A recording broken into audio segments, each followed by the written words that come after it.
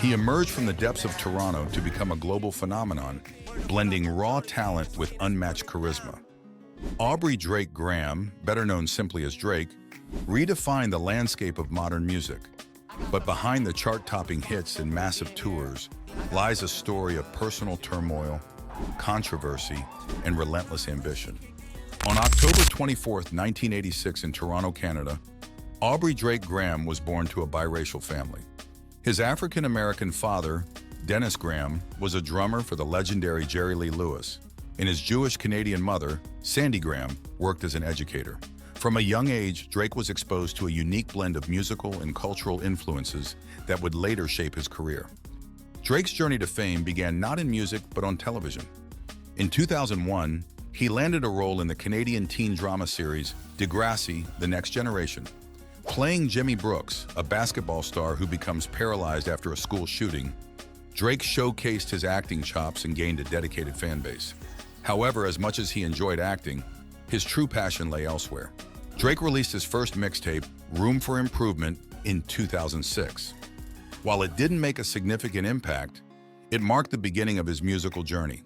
Influenced by a blend of hip-hop and R&B, Drake's sound was a refreshing departure from the typical rap genre, offering a more introspective and emotional approach. Drake's debut studio album, Thank Me Later, released in 2010, was a commercial success, debuting at #1 on the Billboard 200. With tracks like Find Your Love and Over, the album solidified Drake's place in the music industry. His ability to craft catchy yet meaningful songs was his key to success, and his collaborations with artists like Alicia Keys and Jay-Z solidified his place amongst the best. Drake's second album, Take Care, released in 2011, received widespread critical acclaim. The album's fresh lyrics and innovative production, featuring contributions from The Weeknd and producers like Noah 40 Inches Shabib, set it apart. Songs like Marvin's Room and Take Care, featuring Rihanna, showcased Drake's ability to blend vulnerability with confidence. The album won the Grammy Award for Best Rap Album, cementing his status as a major force in music. In 2013, Drake released Nothing Was the Same, an album that continued his streak of success. With hits like Started from the Bottom and Hold On, We're Going Home, Drake demonstrated his evolution as an artist. The album's themes of success, relationships, and personal growth resonated with listeners worldwide. Drake's ability to consistently deliver chart-topping hits and his innovative approach to music videos and marketing kept him at the forefront of the industry. But someone had issues with Drake. Kendrick Lamar on Big Sean's track Control called out several rappers by name, including Drake, challenging them to step up their lyrical game. But this is hip-hop and them niggas should know what time it is. And that goes for Jamaica, Big Crit Wale, Pusha T, Meek Mills, A$AP Rocky, Drake. Kendrick also took more subtle shots at Drake during the BET Hip Hop Awards cypher, rapping, "And nothing been the same since they dropped Control and tucked the sense of the rapper back in his pajama clothes. Ha ha." This marked the beginning of the Kendrick versus Drake beef. 2015 was a pivotal year for Drake. He released the surprise mixtape, If You're Reading This, It's Too Late, which received critical acclaim and commercial success. The mixtape's darker tone and aggressive lyrics marked a departure from his previous work. That same year, Drake found himself embroiled in a highly publicized feud with rapper Meek Mill, who accused him of using ghostwriters. Drake responded with the diss track Back to Back, which became a viral sensation and earned him widespread praise for his lyrical prowess and quick wit. 2015 was also the year the Drake curse started. The Drake curse is when Drake supports a team or a sports person, they mostly end up losing. In the semifinals of the 2015 US Open, Serena Williams, who was photographed with Drake, suffered a shocking upset loss to Roberta Vinci, ending her bid for a calendar Grand Slam. Drake's curse also affected Manchester City when he wore their jersey in 2015. Shortly after, Manchester City lost a crucial UEFA Champions League match against Tottenham Hotspur. Drake's fourth studio album, Views, released in 2016, was a commercial juggernaut. Featuring hits like Hotline Bling, One Dance, and Controlla, the album dominated the charts and broke numerous records. One Dance became Drake's first #1 single as a lead artist on the Billboard Hot 100. The album's blend of Caribbean influences and introspective lyrics showcased Drake's versatility and global appeal. 2016 was also the years when President Obama was asked who would win in a rap battle between Drake and Kendrick. Obama sided with Kendrick. But if Drake and Kendrick Lamar got in a rap battle, who do you think would win? Got to go with Kendrick. That same year, Drake bet on Warriors against the Cleveland Cavaliers in the NBA Finals. In a remarkable turn of events, the LeBron-led Cavaliers made an unlikely comeback in NBA Finals history by winning 3 consecutive games and ultimately defeating the Warriors. And the Drake curse continued. In 2018, Drake released his double album, Scorpion, which featured a mix of rap and R&B tracks. The album addressed personal topics, including his relationship with his son, Adonis, whom he confirmed for the first time. Scorpion included hit singles like God's Plan, In My Feelings, and Nice for What, all of which topped the Billboard Hot 100. Despite its commercial success, the album received mixed reviews, with some critics feeling it lacked cohesion. This was also another year of the Drake curse. Before his UFC 229 fight against Khabib in 2018, Conor McGregor was seen with Drake. McGregor lost the fight via submission in the 4th round. Drake also went on to pose with several Arsenal players. The club subsequently suffered a 5-1 defeat against Liverpool. The next year, Drake's appearance at Paris Saint-Germain's game against Bordeaux in 2019 was followed by a draw, ending PSG's winning streak in League One. Before his fight against Andy Ruiz Jr. in 2019, Anthony Joshua met Drake. Joshua suffered a stunning upset loss, losing his heavyweight titles to Ruiz via knockout. The same year college football playoff national championship game, Drake posted photos with Alabama players. Alabama lost to Clemson in a 44-16 blowout. In 2020, Drake continued to release new music, including the mixtape Dark Lane demo tapes, which featured the viral hit Toosie Slide. Later that year, he released the single Laugh Now, Cry Later, featuring Lil Durk, which was the lead single for his upcoming album, Certified Lover Boy. The song's success demonstrated Drake's continued ability to produce chart-topping hits and maintain relevance in the ever-changing music landscape. Throughout his career, Drake has faced numerous personal challenges and public scrutiny. His high-profile relationships, including his on-again, off-again romance with Rihanna, have often made headlines.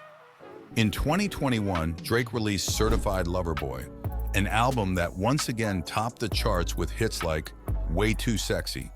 However, the year was marred by controversy when Drake performed at Travis Scott's Astroworld Festival. The event turned tragic as a crowd surge resulted in multiple fatalities and injuries, leading to widespread backlash and legal issues for Drake, who was accused of contributing to the unsafe environment. Drake faced significant criticism in 2022.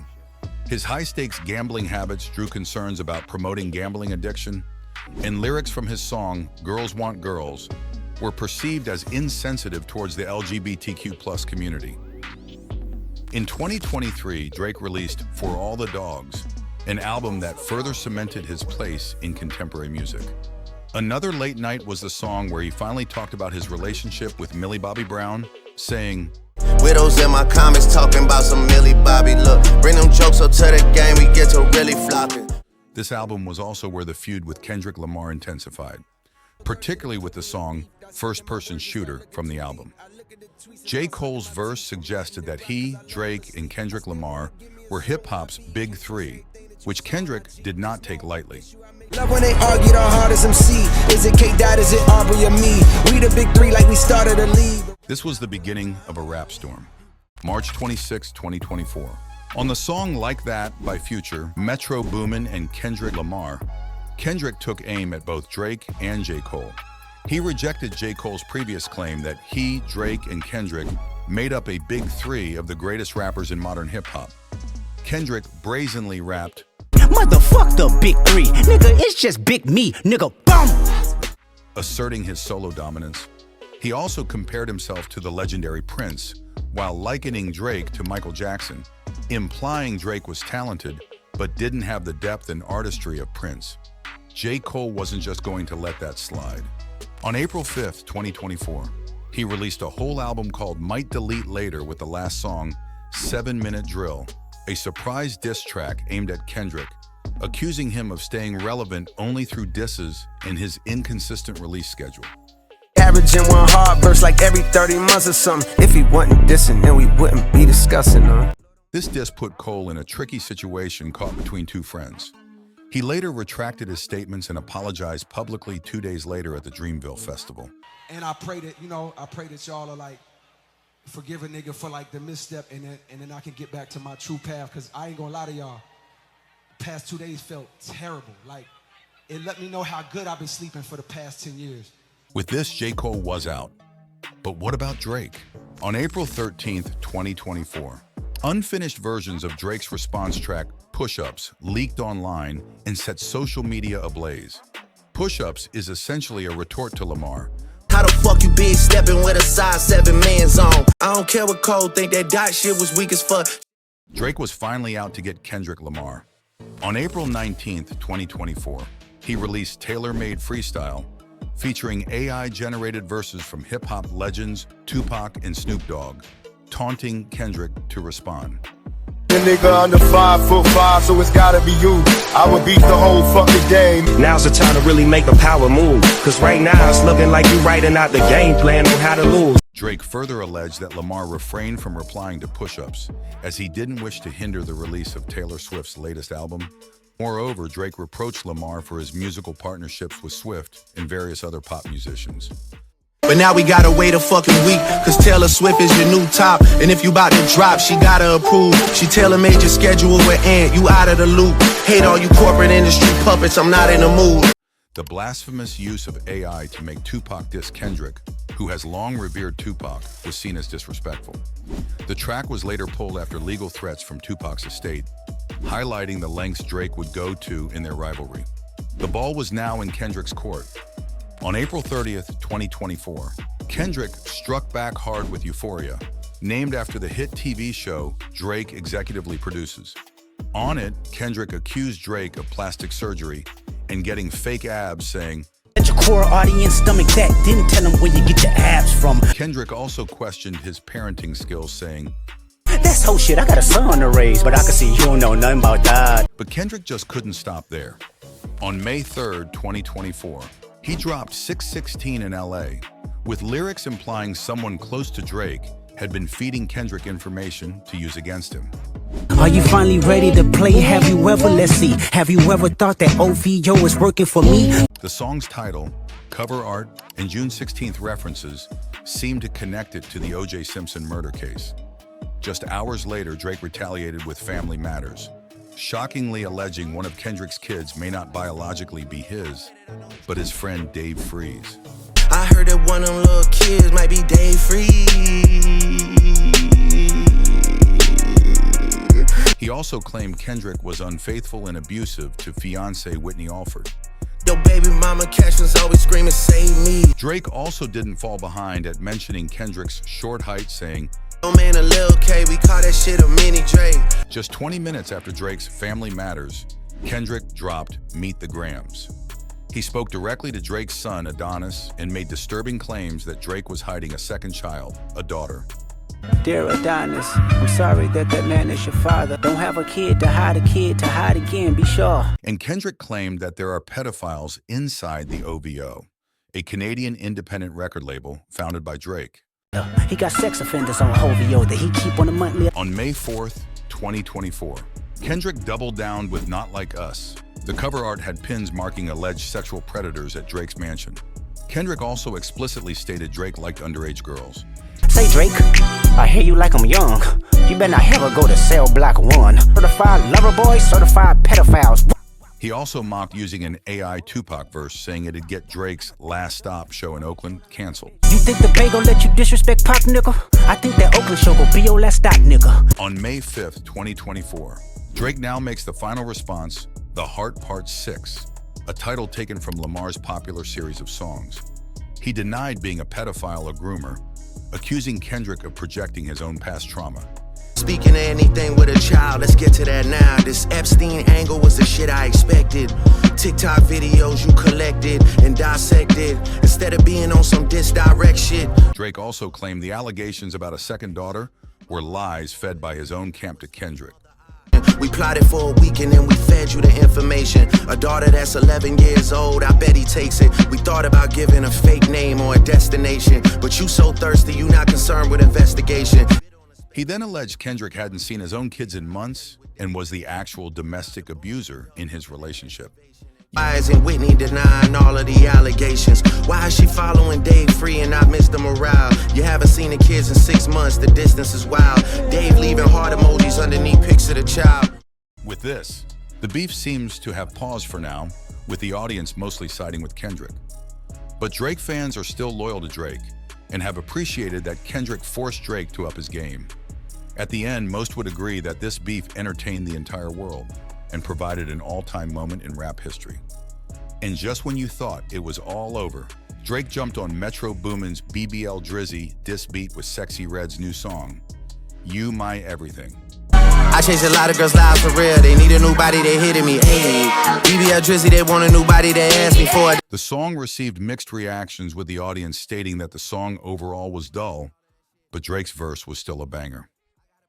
But the troubles aren't over for Drake. Drake's so-called curse continued with a staggering $565,000 loss on a bet for Tyson Fury in the UBC heavyweight fight. Fans noted the rapper's string of bad luck in high-stakes bets, adding another layer of intrigue to his public persona. From his humble beginnings in Toronto to his status as a global music icon, Drake's journey has been marked by incredible highs and challenging lows. His ability to blend genres, create memorable hits, and navigate the complexities of fame has made him a unique figure in the music industry. As Drake continues to evolve as an artist and entrepreneur, his legacy as one of the defining voices of his generation is undeniable. If you found Drake's story fascinating, stay tuned for our next video where we dive into the colossal rise and fall of the biggest artist of his time, Michael Jackson, the undisputed king of pop, whose legacy was tarnished by heinous allegations. Make sure to like, share, and subscribe.